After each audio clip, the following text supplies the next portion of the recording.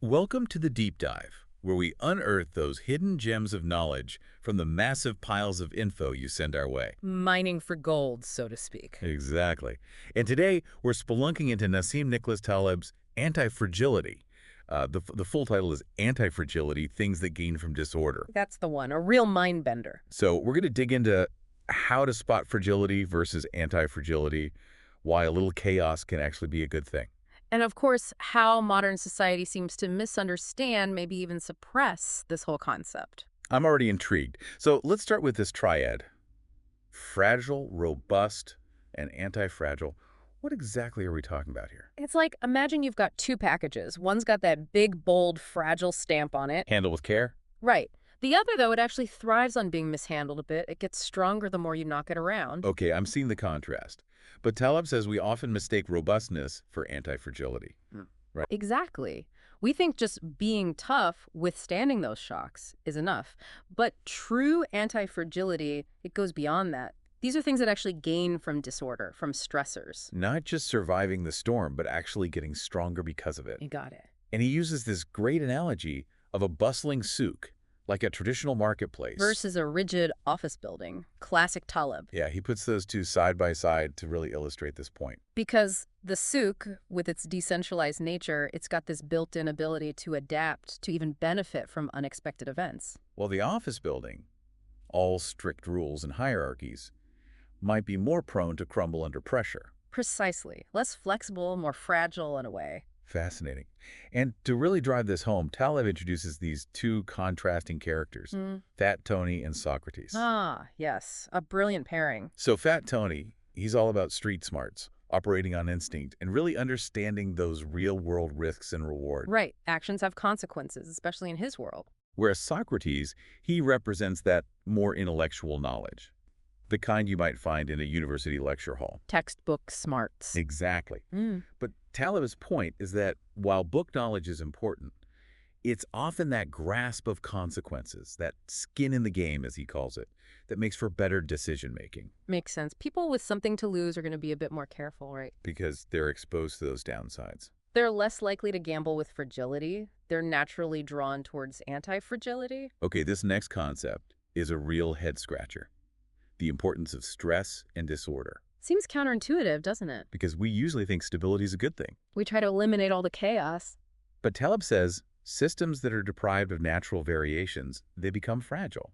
He gives those examples, like children raised in overly sterile environments, Or political systems that just shut down any dissent. trying to maintain this perfect order. But they end up lacking the adaptability to actually deal with real challenges. It's like overprotecting something ends up weakening it in the long run.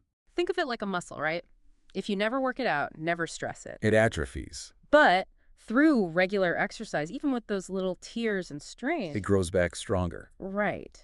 So some stress, some disorder, it's actually necessary for growth.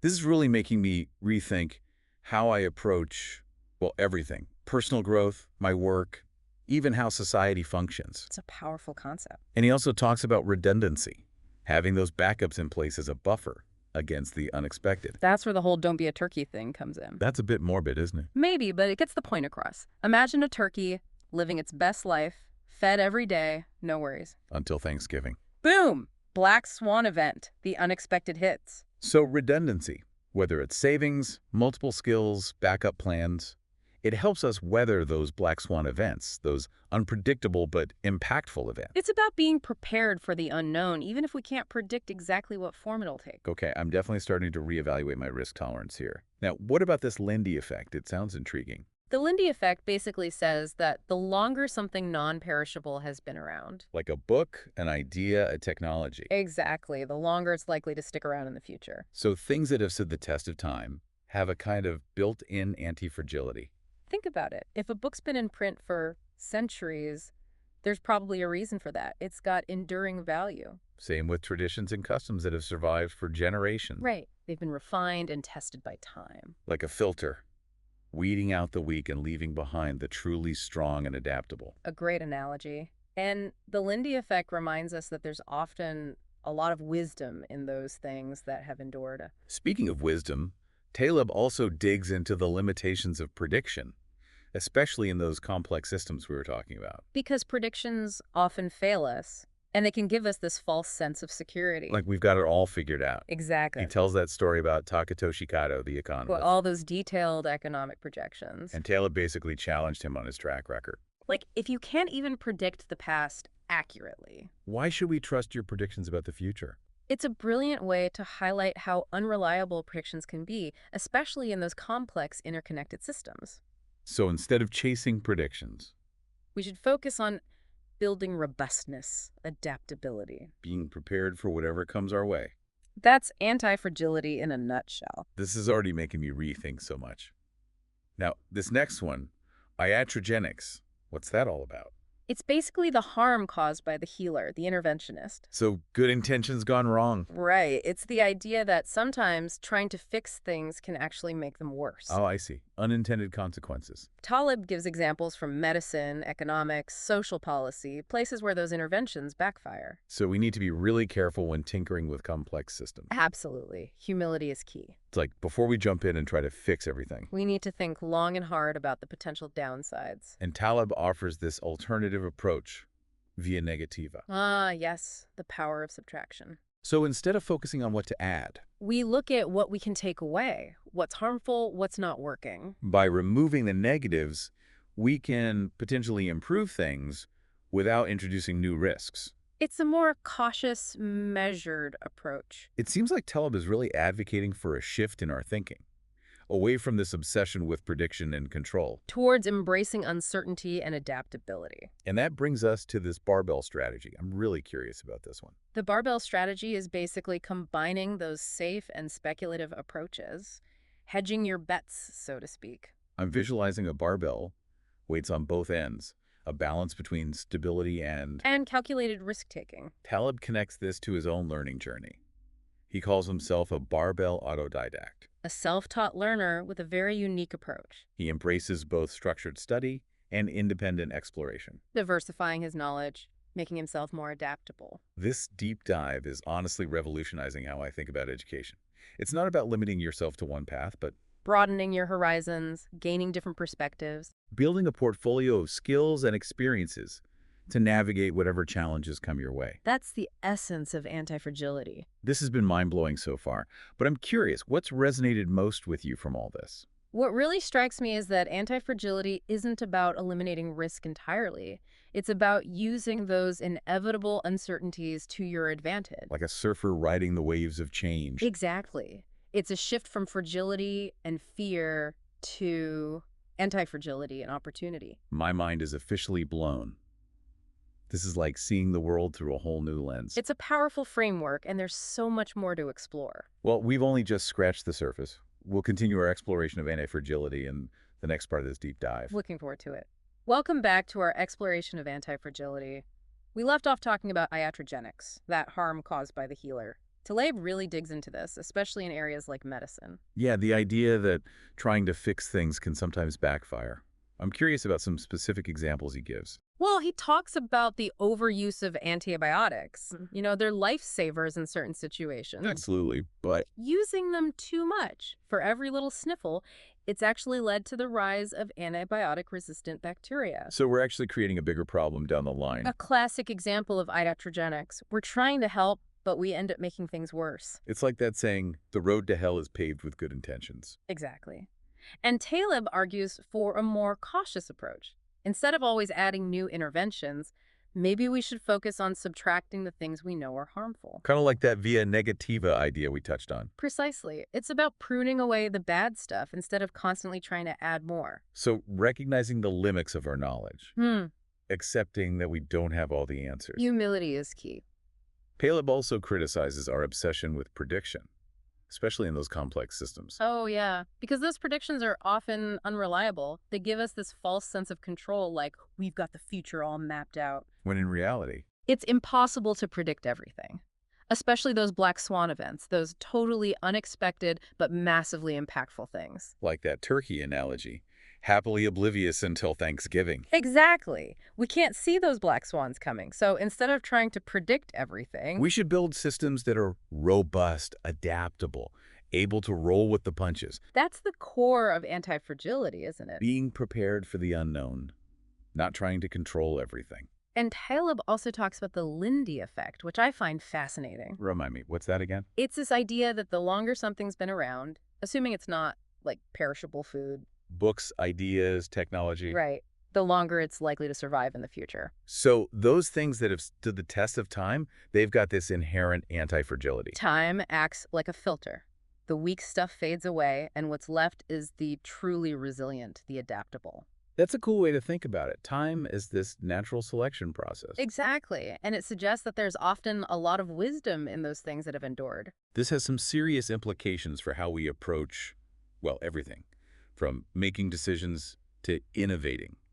Maybe instead of chasing the latest trend. We should look at what stood the test of time. That's worked for generations. Exactly. It's a good reminder that sometimes the old ways are the best ways. Now, Taleb also talks about this intellectual yet idiot phenomenon. I'm really curious about that one. What does he mean by that? He's talking about people who might be brilliant in theory, but lack common sense and practical wisdom. They live in these ivory towers, detached from the real world. So they can ace a test, but can't change a tire. Something like that.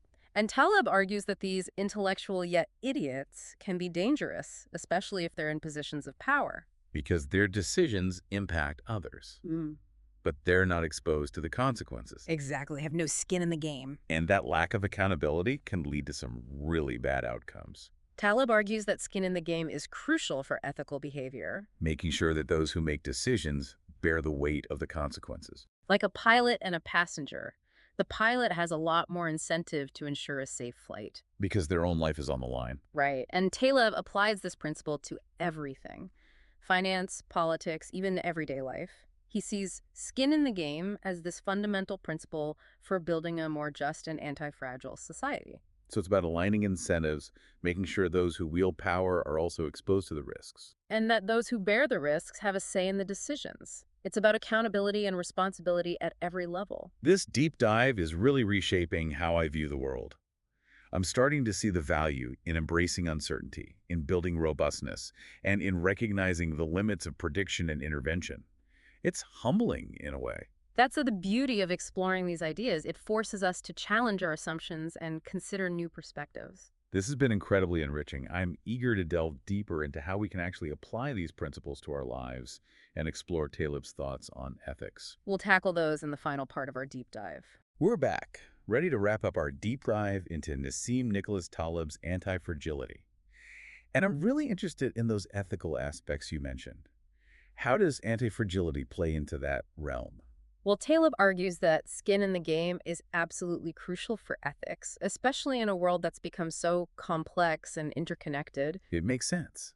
When people have something to lose, when they're directly exposed to the consequences of their actions, they're more likely to act responsibly. He even points back to ancient codes like Hammurabi's code, where builders faced severe penalties if their structures collapsed and caused harm. Wow, their lives were literally on the line. It created a powerful incentive to build things right, to make them strong and safe. No cutting corners there. But Taleb argues that we've kind of lost sight of that principle in many ways. We rely too much on rules and regulations, which can create a false sense of security. It's like we think the rules will protect us from everything. Right. But they can't replace individual responsibility. And sometimes those rules even get in the way of people taking ownership of their actions. Exactly. And he gives examples from finance, politics, where individuals are often insulated from the consequences of their decisions. They can reap the rewards, but shift the risks onto others. Which creates this moral hazard, where people are more likely to take reckless risks, knowing they won't be held fully accountable.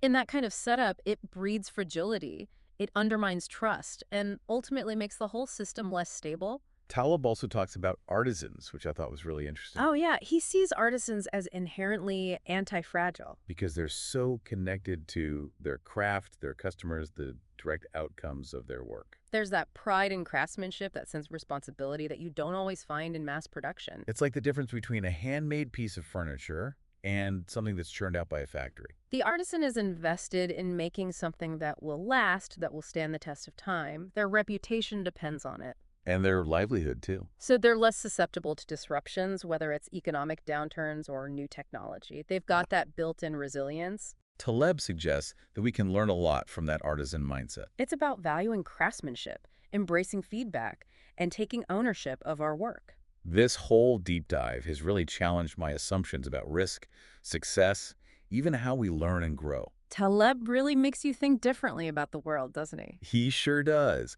And I'm walking away from this with a renewed appreciation for the power of anti-fragility. I want to build more barbells in my own life, embrace those calculated risks, while also having that solid foundation. It's about finding that balance, that sweet spot between stability and exploration. Exactly. And recognizing that uncertainty and change are inevitable. Instead of fearing them, we can learn to use them to our advantage. Become more adaptable, more resilient, more anti-fragile. This has been an incredible journey, truly mind-expanding. And for our listeners out there, I'll leave you with this final thought to ponder. If technology is supposed to simplify our lives, why does it seem to be making the world more complex and unpredictable? Until next time, keep diving deep.